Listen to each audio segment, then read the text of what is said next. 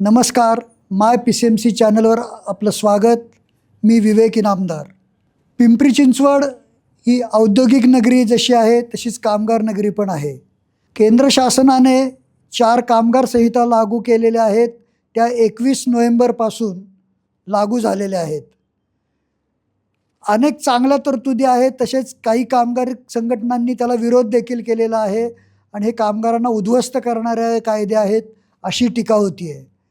तर नक्की वस्तुस्थिती काय आहे हे जाणून घेण्यासाठी आज आपल्या स्टुडिओमध्ये आलेले आहेत ज्येष्ठ कामगार नेते, भाजप प्रणित राष्ट्रीय श्रमिक आघाडीचे संस्थापक अध्यक्ष यशवंत भाऊ भोसले. नमस्कार यशवंत भाऊ. नमस्कार. खूप गाजावाजा झालेला आहे या नवीन कामगार संहितांचा. 29चे कामगार विषयी जे 29 कायदे होते ते एकत्र करून त्यांची 4 कायद्यांमध्ये त्यांना पुनर्स्थापित करण्यात आलेलं आहे आणि ते आता लागू झालेले आहेत. की खूप गाजावाजा झाला की याचा खूप कामगारांना फायदा होणार आहे, त्याचबरोबर टीकाही झाली आहे. तर आज आपण त्या विषयावर आम्हाला जाणून घ्यायचं आहे की नक्की काय तरतुदी आहेत आणि खरोखरच कामगारांचा काय फायदा आहे, काय तोटा आहे. हे पहा की सगळ्यात महत्त्वाचं कालानुरूप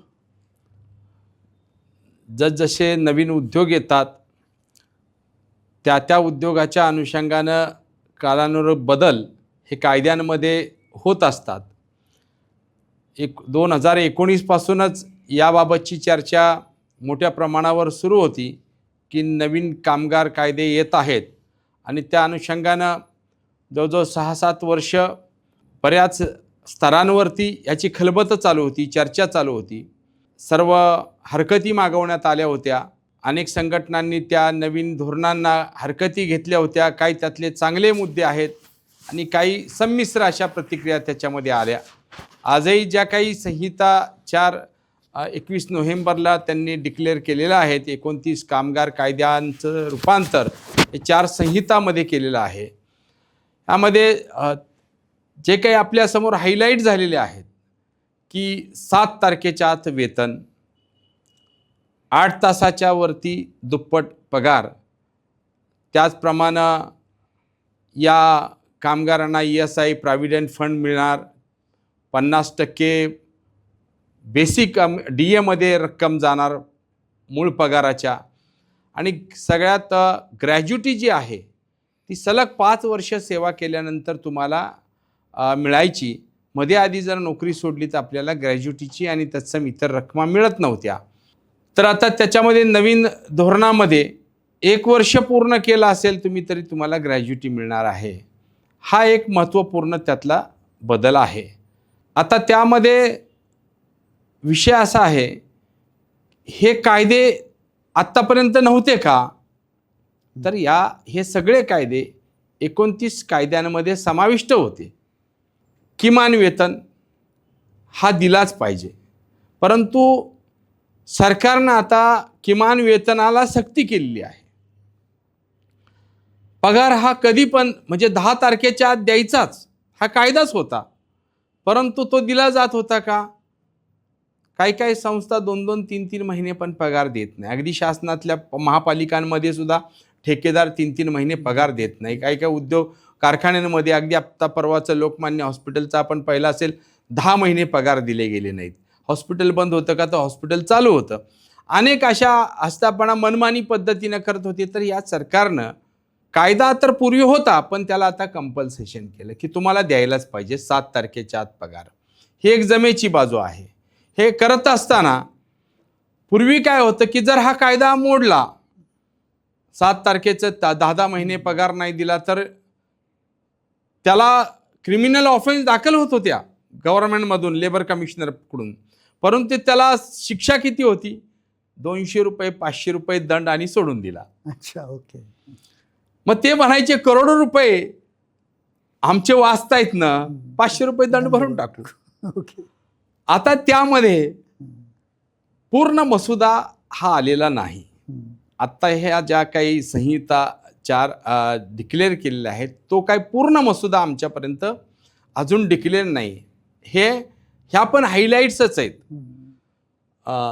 तो पूर्ण मसुदा वाचल्यानंतर मग त्याच्यात बारकाव्यानं अभ्यास करून शेवटी भारतीय जनता पार्टी या पक्षाबरोबर मी 12 वर्ष आहे.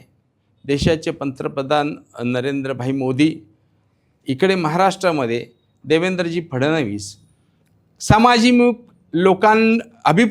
लोकांना लागेल अशा पद्धतीला किंवा लोकांना जे काही भावेल त्यांना त्यांच्या गरजा भागतील या पद्धतीचंच त्यांची सेवा होईल अशा पद्धतीचे कायदे आणण्याच्या दृष्टीने त्यांचे प्रयत्न चालू असताना आम्ही त्यामुळे त्यांच्याबरोबर आहोत.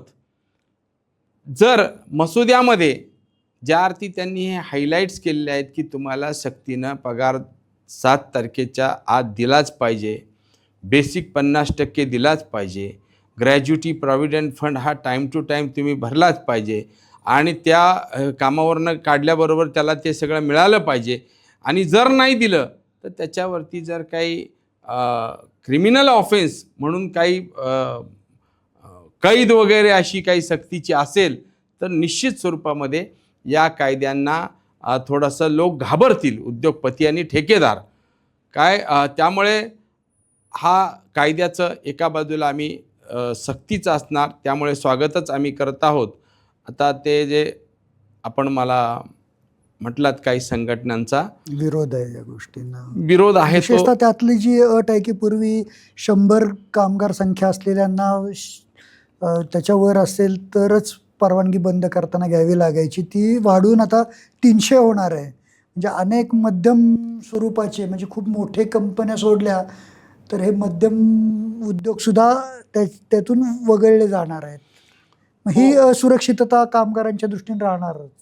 हो, पूर्वी कसं होतं की यापूर्वी मूळ कायद्यामध्ये 50 कामगार ज्या ठिकाणी आहेत त्या ठिकाणी कंपनी बंद करायची असेल, त्या कामगारांना काढायचं असेल तर सरकारची परवानगी घ्यायला लागायची. तेव्हाच्या सरकारनं 50वरनं ती 100वर आणली. कोणतंही सरकार जरी आलं तरी या देशातले उद्योग वाढावेत, राज्यातले उद्योग वाढावेत, त्यांचा विकास व्हावा म्हणून उद्योगपतींचा त्या सरकारवरती एक थोडा अंकुश असतो की आम्हाला तुम्हाला जर उद्योग वाढवून पाहिजे, आमच्या उद्योगामधून जर टॅक्स पाहिजे असेल तर थोडं आमच्यासारख्या संस्थांचे कारखान्यांचे उद्योगांच्या म्हणण्यानुसार कायदे बनवावेत असं थोडा दडपण असतं प्रत्येक सरकारवर. तसं आत्ताही गेली 10-12 वर्ष 15 वर्ष काही हे नवीन नाही आहे. हा 300चा क्रायटेरिया करावा अशी मागणी उद्योग जगतातून दबाव मोठ्या प्रमाणात होता. आता त्यामध्ये काय आहे, हा मसुदा आलेला आहे, डिक्लेरेशन झालं आहे त्यांचं, परंतु ज्या काही संभाव्य संघटनांनी धोका व्यक्त केलेला आहे तो अनेक कामगारांनी देखील धोका निर्माण केलेला आहे. जवळजवळ महाराष्ट्रामध्ये अनेक उद्योगांमध्ये आमची राष्ट्रीय श्रमिक आघाडीची युनियन आहे, वेगवेगळ्या इंडस्ट्रीमध्ये शासनाच्या वेगवेगळ्या विभागामध्ये आहे. तर त्यामध्ये महाराष्ट्रामध्ये जे काही ग्रामीण भागामध्ये उद्योग आलेले आहेत त्यामध्ये 100च्या आतच कामगार त्या ठिकाणी दाखवले आहेत. जरी 300-400 असले तरी ते काय करतात, परमनंट रोलवर 50-60च घेतात, 250-300 हे ठेकेदारीवर दाखवतात. त्यामुळं आज आमच्यासारखा एक सामाजिक कार्यकर्ता, कामगार चळवळीत काम करणारा कार्यकर्ता ज्यावेळेस या विषयांवरती आम्ही आमची मतं मांडतो सरकार दरबारी पार्टीच्या लेवलला, त्यावेळेस आम्ही सांगतो की जर आपल्याकडे या देशातलं आर्थिक चलन हे चालू राहायचं असेल तर परमनंट कामगाराच्या हाताला जर पेमेंटची स्लिप असेल तर त्याची स्लिप बघून बँका त्याला कर्ज देतात, त्याला गाडी घ्यायला पैसे देतात, त्याला फ्रीज घ्यायला पैसे देतात, त्याला TV घ्यायला पैसे देतात, कर्ज देतात आणि घर घ्यायचं म्हटलं तरी तो हमी असते नोकरीची म्हणून त्याला कर्ज मिळतं. आता हे जे 300 कामगारावर नेल्यामुळं त्यांनी भीती व्यक्त केली सगळ्या कामगार संघटनांनी, कामगारांनी की आता 100च्या आत असल्यामुळं आम्हाला भलं आमच्याकडे 300-400 कामगार आहेत, पण मस्टरवर 50-60च आहेत. कारण 300-400 लोकांचं काय ते इनकमिंग आउट गोईंग असतात, ते सतत अंदर बाहेर असतात, ते गरजेनुसार घेतले जातात. परंतु असतात 300-400, परंतु दाखवले जातात मस्टर 50-60. मग उद्या आम्हाला कायद्यातल्या अचानक पळवाटाचा घेऊन जर आम्हाला काढून टाकलं तर ती एक भीती त्यांच्या मनामध्ये बसलेली आहे.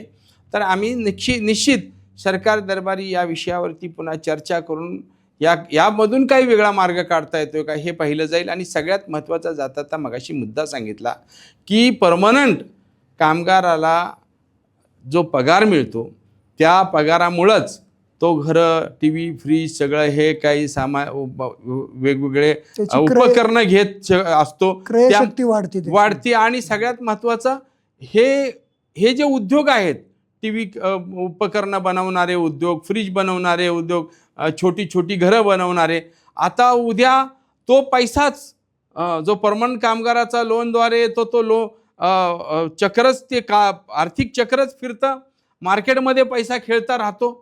उद्या जर परमनंट नोकऱ्याच संपल्या, सगळीकडेच कॉन्ट्रॅक्ट पद्धत झाली, तर ह्या देशातल्या ह्या छोट्या मोठ्या उद्योगांना जे टी व्ही, फ्रीज, छोटी छोटी घरं बनवतात, हे गाड्या बनवतात, छोट्या बाईक ह्यांना लोन मिळणार नाही. कारण किमान वेतन कॉन्ट्रॅक्टर तो काही स्लिप देतो, त्याची काही नोकरीची हमी नसते. म्हणजे तुम्हाला असं म्हणायचं आहे का की ही मर्यादा 100 वरून 300 केल्यामुळे परमनंट कामगारांची संख्या वाढणार आहे?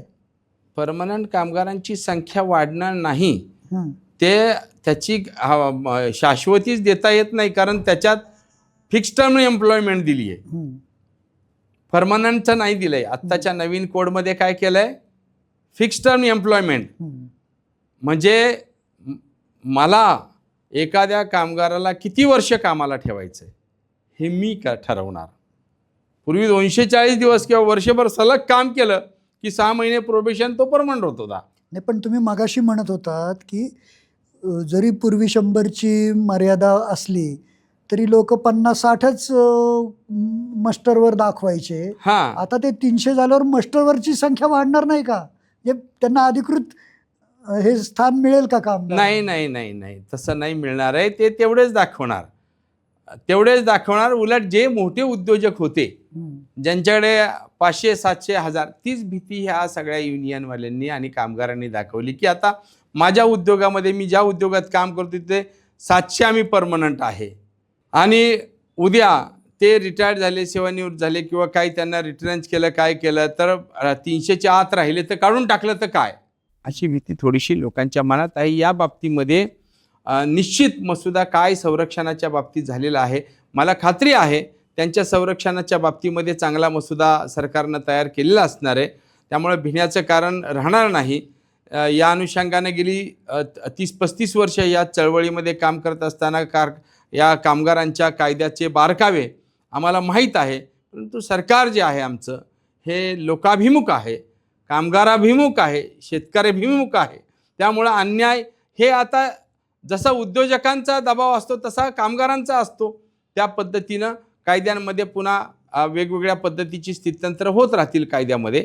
परंतु जे आत्ता धोरण आलेलं आहे 4 कोडमध्ये, त्यामुळे लवकर न्याय मिळायला सुद्धा त्या ठिकाणी लोकांना मदत होईल असं मला वाटतं. किमान वेतनाचा यांनी उल्लेख केलेला आहे, पण किमान वेतन कायदा तर जुनाही होताच. हो, मिनिमम वेजेस ॲक्ट आहेच. मग आता याच्यात नक्की काय बदल होणार आहे? बदल काय आहे तेच मी पहिलं आपल्याला सांगितलं साहेब, की किमान वेतन हा कायदा हा पहिलाही होताच. आज त्यांनी सांगितलं की त्याची इम्प्लिमेंट हे उद्योजक करत नाहीत.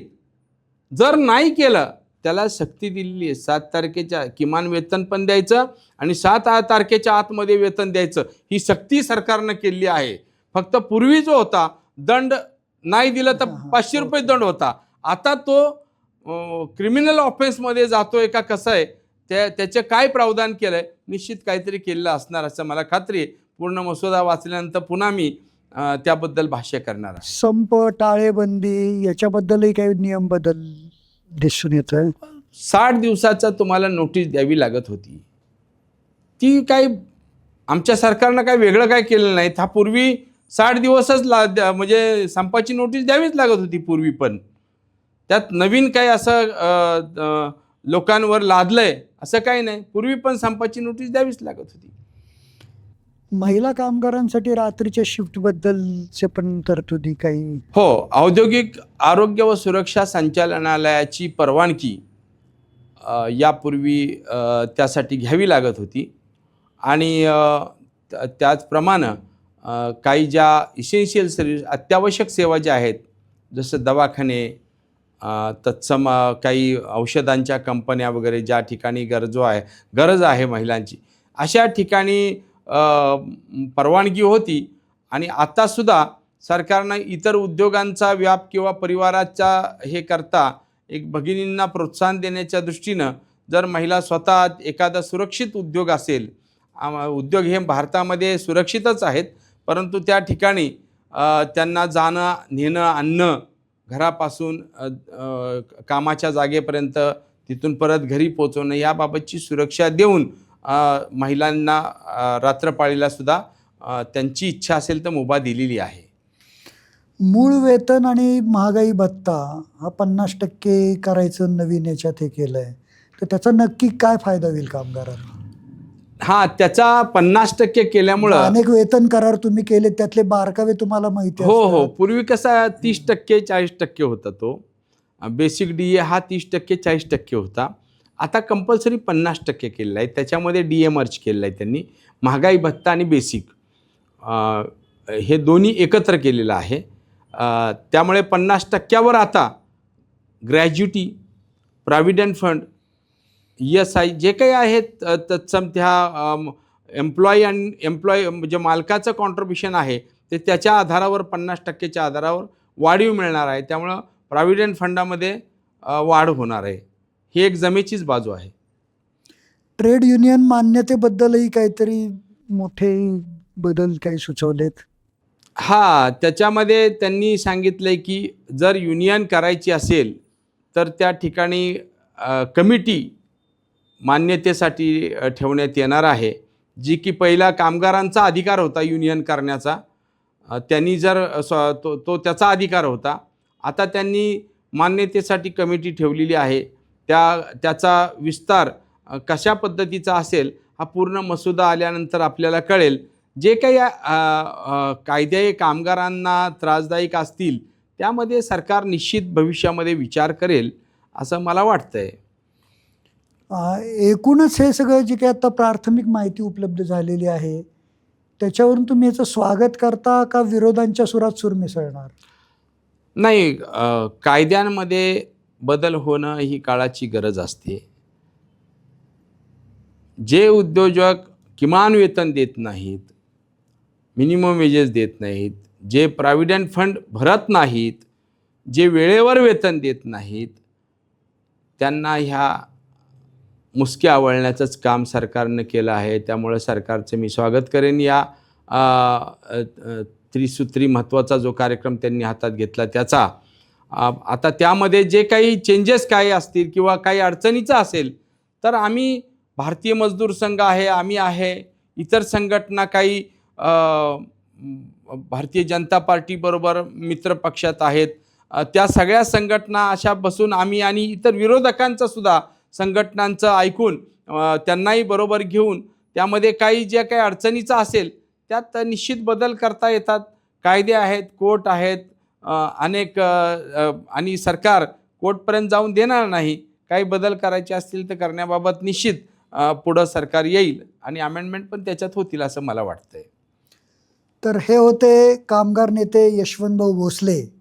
त्यांनी ही जी नवी कामगार संहिता लागू झालेली आहे त्याचं स्वागत करताना कामगार हिताच्या रक्षणाचंही बाजू घेतलेली आहे आणि जर आवश्यकता पडली तर कामगारांचं संरक्षण अधिक बळकट करण्यासाठी आपण निश्चित भूमिका घेऊ असं त्यांनी म्हटलेलं आहे. पिंपरी चिंचवड शहरातील कामगारांच्या दृष्टीने अनेक प्रश्न या निमित्ताने उपस्थित झाले होते. त्याला उत्तरं देण्याचा प्रयत्न आपण यशवंत भाऊंच्या माध्यमातून या ठिकाणी केला. धन्यवाद यशवंत भाऊ, आपण आम्हाला वेळ दिलात आणि कामगार कायद्यांमधील जे बदल आहेत त्याबद्दल, कामगारांमध्ये अधिक सुस्पष्टता यावी यासाठी आपण मदत केलीत. अशाच पद्धतीचे वेगवेगळ्या विषयावरचे पिंपरी चिंचवडकरांच्या जिव्हाळ्याच्या विषयावर आपण बोलत राहू. पाहत रहा माय PCMC.